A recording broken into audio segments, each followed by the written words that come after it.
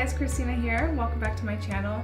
Today I want to talk to you about a point that I saw within myself while I was gardening. So it's the beginning of the year, we're just starting to garden, we're getting the soil ready, we're getting the beds ready, we're getting more soil and we're getting more wood chips, and we're basically just prepping the yard for planting. What I did is I ordered a bunch of soil because while we are able to make some in our compost, we didn't have enough to fill the 3 beds that we have, plus other areas of the garden. So we ordered a yard of soil, which is a ton, and we ordered a yard of wood chips because I've also seen and learned about this technique of utilizing wood chips to support the soil in terms of protecting it, keeping it moist, adding, just like a top layer of material to protect the soil basically.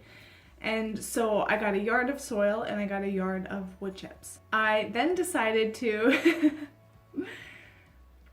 in certain areas of my yard or my garden where there is just, I do not know any other better word for it, but a shit ton of weeds.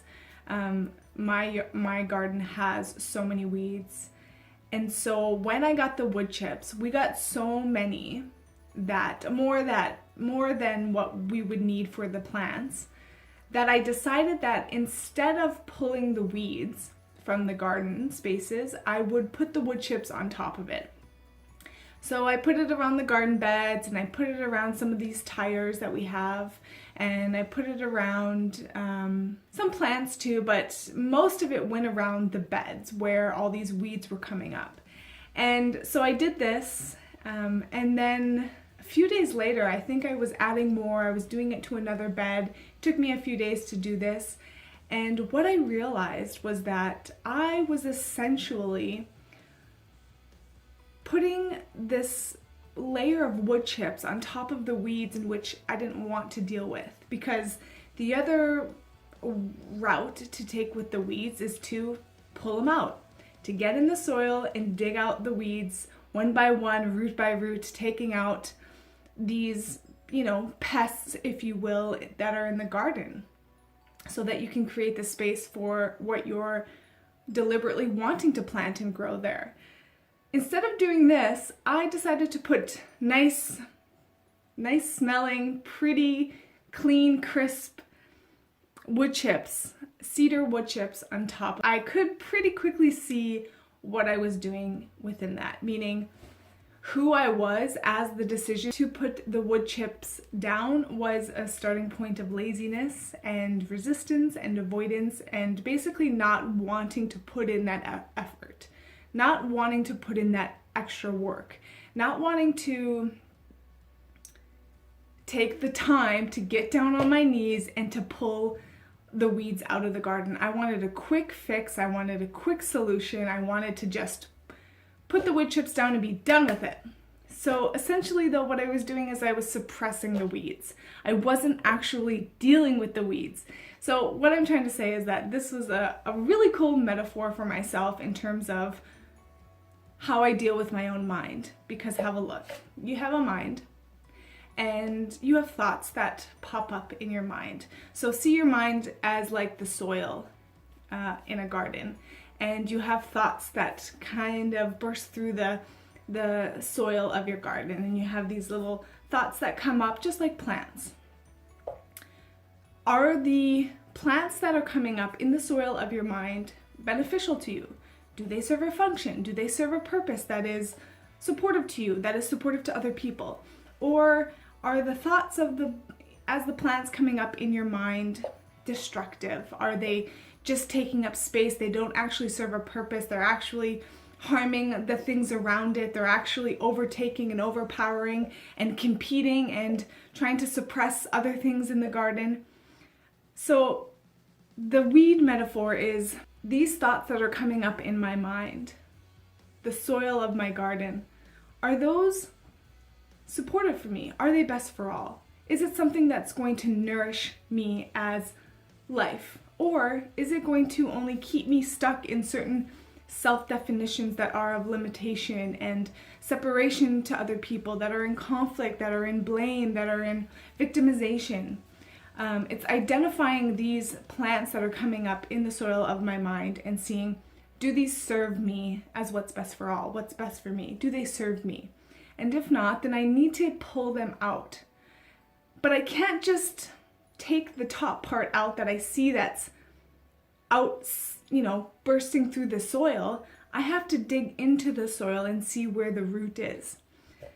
So what I did when I started to realize that in the garden of myself, but of my actual garden, I realized that I was essentially acting out a way in which how I deal with my own mind. I was suppressing. I was putting these nice fluffy sayings and affirmations on top of the weeds that I didn't want to deal with, that I didn't want to investigate and get to know and find out where they come from.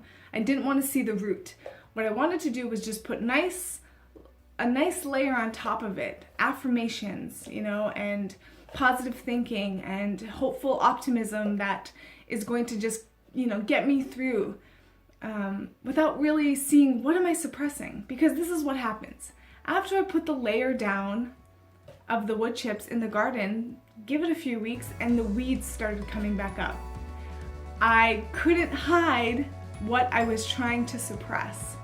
What I was suppressing continued to grow. Yes, maybe it didn't have full access to bloom fully, but it was there. There was no denying it. It was coming through those layers I tried to suppress it. So the point is that this is how I recognize that I can deal with my mind. Okay, so I can recognize that my instinct is to suppress and to not deal with and not to really get to the root of a problem. I just like to slap on a nice solution and go and move on from there. I don't really want to give the time and the attention it requires to really deal and sort out what this is actually. After a few weeks, I finally decided to start weeding. And so some of these weeds have much deeper roots than you imagine, and some of them don't. Some of them are very tedious to pull out, and they're super tiny in that you maybe need a little extra time. What I realized is that I have memories in me that are the roots of my weeds. My thoughts don't exist isolated. They don't exist separate from anything. They're actually connected to something. They're connected to a root, and that root are my memories. There are memories stored within my body that are the source from which my thoughts exist. For instance, I'll give you an example.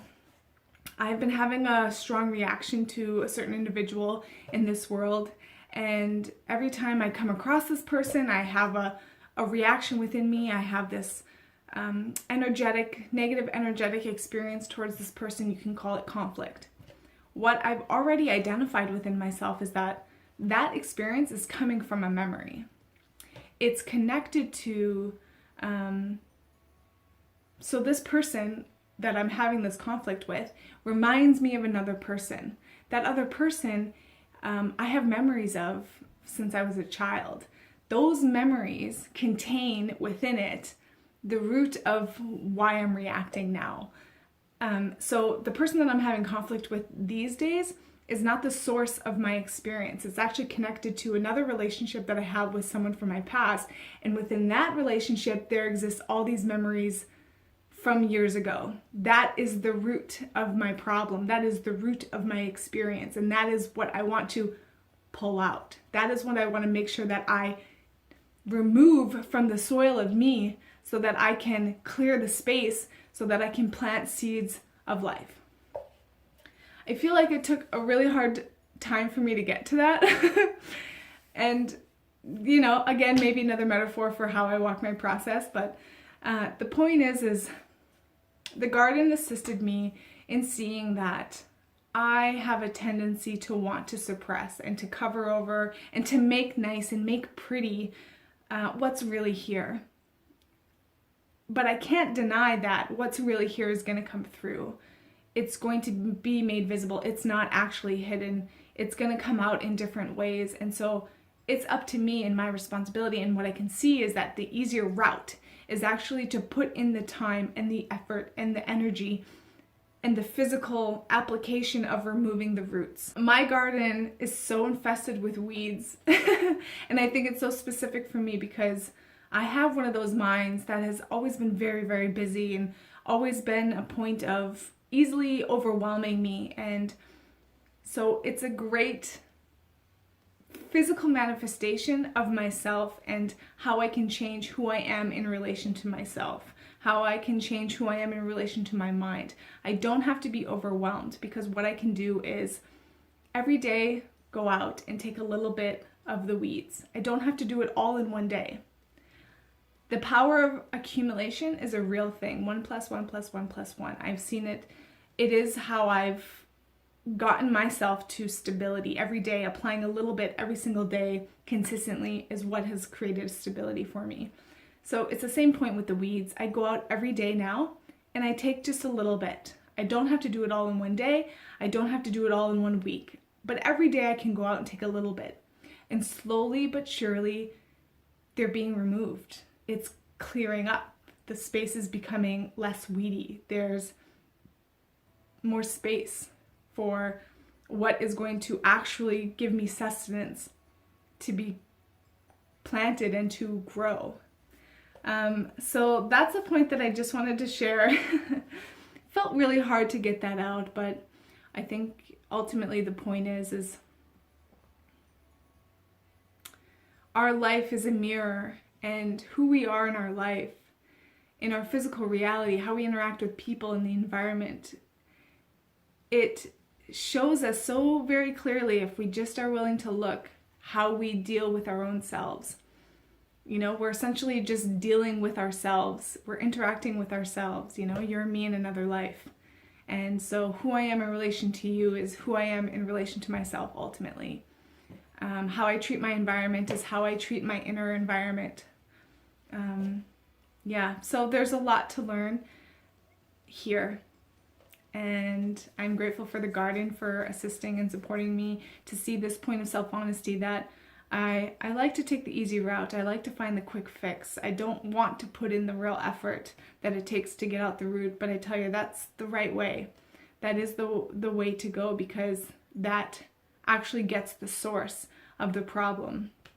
And so I will suggest to check out destinyiprocess.com or light.destinyiprocess.com to start learning the tools of how you can start actually identifying the roots of the problems of as the source of our experience. Learn how to deal with our memories. Learn about self-forgiveness. Learn about self-honesty. These are all things that I've learned in my process in the last 10 years through the Destiny I process, and I will link the site below for you to check out yourselves. Thanks for listening and for being here, and we'll see you guys next week.